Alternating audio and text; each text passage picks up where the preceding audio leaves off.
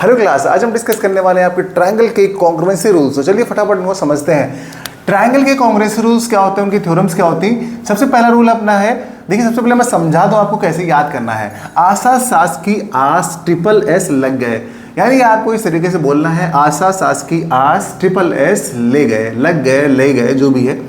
अच्छा, तो फिर उसके बाद आप आशा का मतलब होता है एंगल साइड एंगल, ठीक है। अब यहाँ पर दो हमारे पास ट्रायंगल है, दोनों ट्रायंगल में आप देखेंगे कि आशा का मतलब है कि बीच में साइड होनी चाहिए और अगल बगल आपके एंगल होने चाहिए। किसी भी दो ट्रायंगल में आप देखोगे तो आप कंसीडर करो पहले ट्रायंगल को, तो यहाँ पे साइड बीच में है और इसके दो एंगल अगल बगल हैं, यानी कि उससे एडजेसेंट होने चाहिए, जुड़े हुए होने चाहिए। तो ये है आपका एंगल साइड एंगल का रूल। अगर दोनों चीजें आपको मिल जाती हैं तो आप इस तरह लिखते हो, triangle A B C is congruence to triangle E F जी।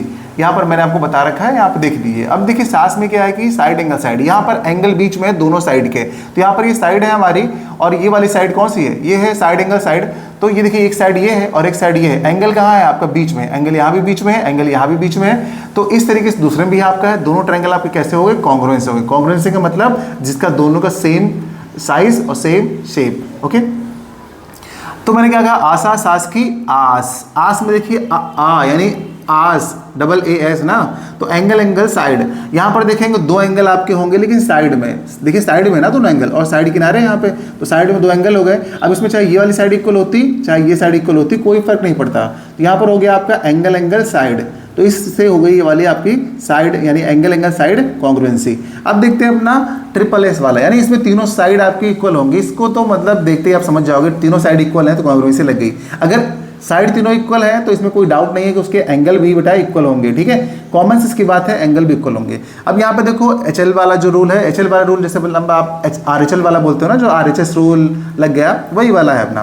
तो यहाँ पे क्या है, दोनों ट्रायंगल कैसे होने चाहिए, 90 डिग्री यानी राइट एंगल ट्रायंगल होने चाहिए, बहुत बढ़िया। फिर इनका हाइपोटेन्यूज इक्वल होना चाहिए और कोई भी एक साइड, दोनों साइड में से देखिए एक ट्रायंगल में से पहली बात तो 90 डिग्री होना चाहिए, ठीक। दूसरी बात मैंने क्या बताया कि इनका हाइपोटेन्यूज इक्वल होना चाहिए और कोई भी दो साइडों में से एक साइड सेम होनी चाहिए। बस आपका ये रूल लग जाएगा, जिसको आप एच एल रूल या फिर आर एस एल रूल बोलते हैं। इस तरीके से अपनी जो ये ट्रायंगल की कॉन्ग्रुएंसी रूल्स है ना, ये बिल्कुल सिंपल से हैं, खत्म होते हैं। उम्मीद करते हैं आपको समझ में आ ही गए होंगे। अगर आए हैं तो थोड़ा सा सपोर्ट कीजिएगा, वीडियो को लाइक से सब्सक्राइब कीजिएगा अपने दोस्तों के साथ। मिलते हैं अगली क्लास में नए रूल्स के साथ और फिर करेंगे मिलकर एनसीईआरटी के सारे क्वेश्चन का सफाया।